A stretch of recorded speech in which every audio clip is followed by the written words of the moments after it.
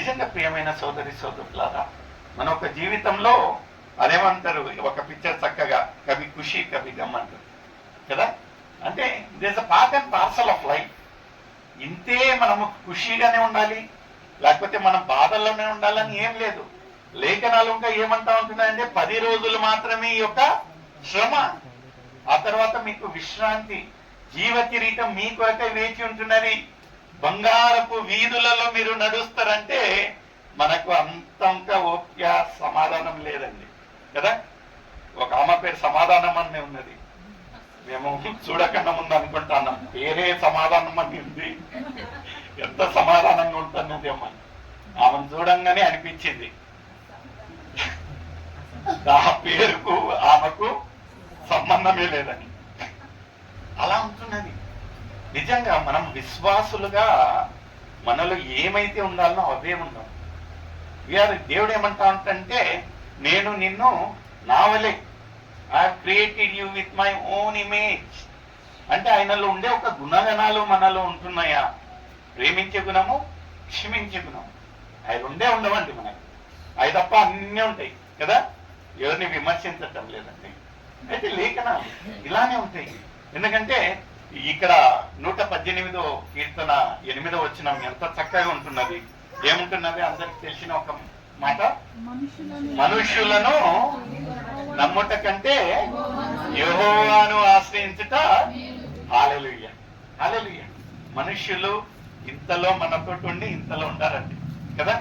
మనతో గిట్టినట్లయితే మంచిగా, లేకపోతే అయితే యెహోవా ఎంత గొప్పవాడంటే, మనం సేవించే యేసయ్య ఎంత గొప్పవాడంటే, ఆయన మనం ఏమి చేసినను, ఏమి ఆయనకు ఆయాసకరమైన క్రియలు చేసినను, వ్యతిరేకమైన క్రియలు చేసినను, ఆయన ఇంకా మనల్ని ప్రేమిస్తాడు. ఎంత గొప్ప ప్రేమ, ఎంత గొప్ప ప్రేమ. ఒక అతన్ని అడిగాడంట, యేసయ్య నన్ను ఎంత ప్రేమిస్తాడు అంటే, ఆయన అన్నాడంట, ఆయన ఎంత గొప్ప ప్రేమ, ఎంత ప్రేమని చూపేనికి ఆయన 2 చేతులను వేలాడి ఆ ఒక్క సిలువలో బలి అయ్యాడు. హల్లెలూయా, హల్లెలూయా. నిజంగా ప్రియమైన సోదరి సోదరుడా, ఆయనకు అవసరం ఉన్నదా మన ఒక బలహీనతల కొరకై, మన ఒక ఆయాసకరమైన క్రియల కొరకై, మన ఒక అతిక్రమల కొరకై అయిన అక్కడ ఆయన సిలువలో వేలాడినట్టు. ఇక్కడ ఇంకా ఏమంటా ఉంటున్నానంటే, మన బలహీనతలో ఆయన ఒక శక్తి పరిపూర్ణమైనది. ముందు చదవమ్మా. కాగా క్రీస్తు శక్తి. హల్లెలూయా. ఎవరి మీద అంటండి? నా మీద. మనమందరం ఒకసారి పలకండి, ఎవరి మీద? నా మీద, నా మీద. ఎందుకంటే యేసయ్య అందరినీ సరి సమానంగా ప్రేమించే ఒక దేవునిగా ఉంటున్నాడు. ఆ రోజున పౌలు భక్తుడు అంత గట్టిగా చెప్పినట్లయితే, మనముక ఈరోజు విశ్వాసులుగా ఏమనాలంటే, నా మీద, నా మీద యేసయ్య యొక్క కృప. దీనికి ఏముంటున్నదండి సాదృశ్యం? ఈరోజు ఇలాంటి ఒక నూతనమైన ఒక శ్వాస మనం తీసుకుంటామంటే అది ఆయన కృప మాత్రం. హల్లెలూయా, హల్లెలూయా. మొన్నటి రోజున 2006 డేట్ ఆఫ్ బర్త్, 2006 పిల్లలు హఠాత్తుగా మరణించారు. బాధకరంగా. మరణానికి there is no any age, there is no any gender. ప్రియమైన సోదరి సోదరుడా, రేపు అనేది మనది కాదు. మనం అనుకోవచ్చు we postpone our things very well. అనుకుంటాం రేపు చూస్తాంలే, వచ్చే వారం చూస్తాంలే, అవకల వారం చూస్తాంలే. అయితే మరణం అనేది ఎవరి కొరకై వేచి ఉండదు. ప్రియమైన సోదరి సోదరుడా, ఇక్కడ ఇంకా లేఖనాలలో ఎంత గొప్పగా ఉంటున్నాడంటే, నా మీద, నా మీద, మన మీద ఆయన ఒక కృప ఉంది కనుక ఈ రోజు వరకు మనము సజీవ లెక్కలో ఉంటున్నాం. హల్లెలూయా, హల్లెలూయా. నిజంగా ప్రియమైన సోదరి సోదరుడా, ఇంకొక వచనాన్ని మనం చూసుకొని ముందుకు సాగుతామండి. ప్రతి క్షణము దేవుడు మనల్ని కాపాడుతానే ఉంటున్నాడు. అయితే ఫిలిప్పీలకు రాసిన పత్రిక 4వ అధ్యాయం 4వ వచనం అందరికీ తెలిసిన ఒక ఏమంటున్నదండి? Rejoice in the lord always and again I say rejoice. మనం అనుకోవచ్చు, నేను ఎప్పుడు కొనియాడాలా, దేవునిలో ఎప్పుడు సంతోషించాలంటే ప్రతి క్షణం ఎల్లప్పుడూ మరియు చెప్తా ఉన్నాను, మరలా చెప్తా ఉన్నాను. నిజంగా ప్రియమైన సోదర, ఏదో గొప్ప కార్యమైంది మన ఒక హృదయాల్లో, ఏదో గొప్ప కార్యమైంది మన ఒక జీవితాలలో, అప్పుడు మాత్రమే మనము కొనాడాలా, దేవుని స్తుతి కూడికెళ్ళి పెట్టాలా, దేవుని ఆలోచన చేయాలా, దేవుని దగ్గరకు రాయాలని ఎక్కడ కానీ ఇలాంటి ఒక కండిషన్స్ అనేది లేదు.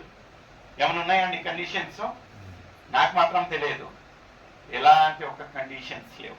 అందుకని ఇక్కడ లేఖనాలలో ఏమంటా ఉంటుందంటే rejoice in the lord always, rejoice in the lord always, and again I say rejoice. Are we rejoicing? దేవునిలో మనము ఆనందిస్తాంటున్నామా కదా? ఎక్కడైనా మనం మకాలలో ఆ ఒక కళ ఉంటదేమో కానీ దేవుని యొక్క సన్నిధికి రావాలన్నా, దేవుని యొక్క సన్నిధిలో ఉండాలన్నా, దేవుని సన్నిధిలో ఉండాలన్నా మన ఒక మకాలలో తెలిసిపోతుంది ఎంత గొప్పగా ఆనందంగా ఉన్నాము. ఇవన్నీ విమర్శించటం లేదండి, ఎందుకంటే అలా ట్యూనప్ అయిపోయినాం మనము. అలా ఉంటున్నది. ఒక సృష్టికర్త సృష్టిని ఎందుకు సృష్టించాడో అనేదే మర్చిపోయాము. మనం ఒక సృష్టి అండి, గాడ్ హస్ క్రియేటెడ్ us. అయితే సృష్టికర్తకు మనం ఏం చేయాలా అనేదే మనం మర్చిపోయాము. ఏమంటా అంటున్నా అంటే సర్వలోకానికి వెళ్ళి అందరికీ తెలుసు బాయా కదా, అందరికీ తెలిసిన ఒక విషయాలే. అయితే నిజంగా మనం అలా చేస్తాం, అలా చేస్తాం. ఏం లేదు బ్రదర్, మాది కాదు ఆ పని, వాళ్ళు ఫుల్ టైం మినిస్ట్రీస్ ఉంటారు, పార్ట్ టైం ఉంటారు. మా మాటలు ఇవ్వలేంటారు బ్రదర్. సర్వలోకానికి అక్కడ ఏమన్నా స్పెసిఫిక్ గా కండిషన్ పెట్టారండి, ఇల్లు ఇల్లు ఇల్లు వాళ్ళు వాళ్ళు వాళ్ళని? నథింగ్. మనల్ని సృష్టించిన కారణం ఏంటి అనేది మనం తెలుసుకోవాలి. ఇక్కడ ఏమంటా ఉంటున్నాడంటే సర్వలోకానికి వెళ్ళి సువార్త ప్రకటించుడి. మనం ప్రకటిస్తాంటున్నామా? ఇక్కడ ఇంకా యెరెమీయా 1:19 ఏమంటున్నారు ఒకసారి చదివి సేకరించండి. Book of Jeremiah 1st chapter 19th verse. వారు నీతో యుద్ధము చేయుదురు గాని విడిచిపెట్టుటకు నేను నీకు తోడై ఉన్నాను. హల్లెలూయా. మనము ఇక్కడ పోరాడేది ఎవరితోటండి?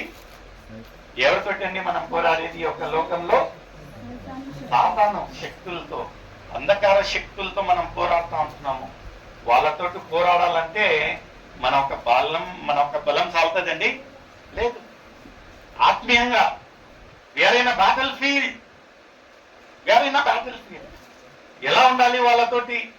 మనం వాళ్ళతోటి పోరాడాలి అంటే ఎలా ఉండాలంటే ఆత్మీయ రీతిగా వి మస్ట్ బి ఎక్విప్డ్. ఆత్మీయ రీతిగా. ఇక్కడ ఒక లేఖనాలు ఏమంటా ఉంటున్నాయి? మరొకసారి చదవమ్మా. వారు నీతో యుద్ధం అంటే డైరెక్ట్ గా అవన్నీ ఈట లేకపోతే అవన్నీ పట్టుకొని వచ్చి యుద్ధం ఆడేది కాదండి. మన ఒక జీవితాలలో పదే క్షణాలలో వచ్చే ఒక అపవాది శోధనలు ఏముంటున్నాయో అదే అండి యుద్ధం. మనం అనుకోవచ్చు యుద్ధం నేను ఎప్పుడు పోలేదే, నేను ఎప్పుడు కార్గిల్ పోలే, ఎప్పుడు పానిపట్ పోలా. అలాంటి యుద్ధం కాదండి.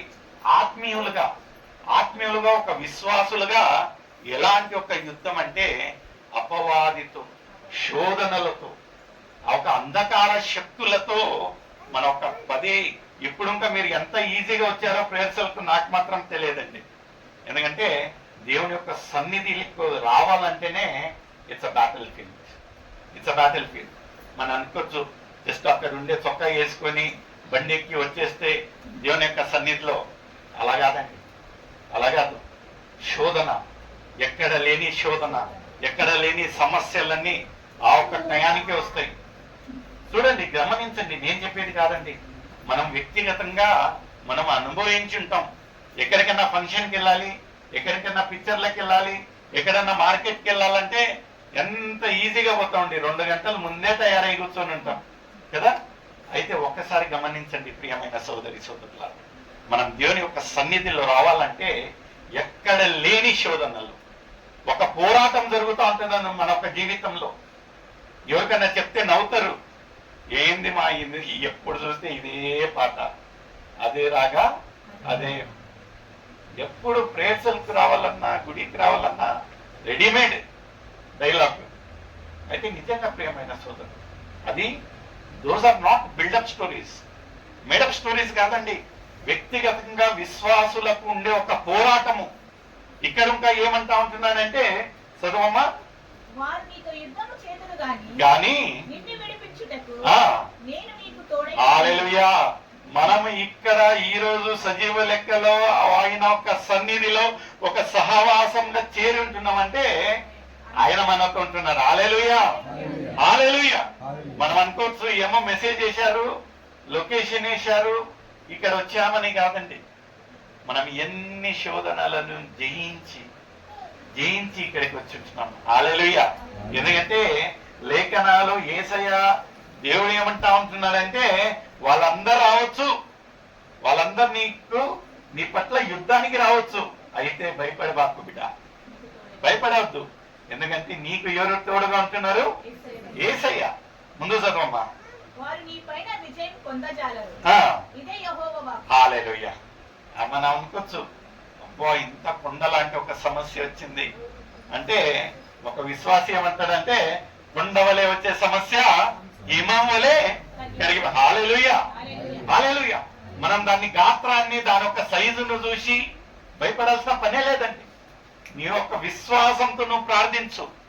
విశ్వాసంతో ప్రార్థించినట్లయితే అక్కడుండే కొండను వచ్చి ఇక్కడ నీళ్ళల్లో పడమంటే ఎంత ఉండాలండి మన ఒక విశ్వాసము?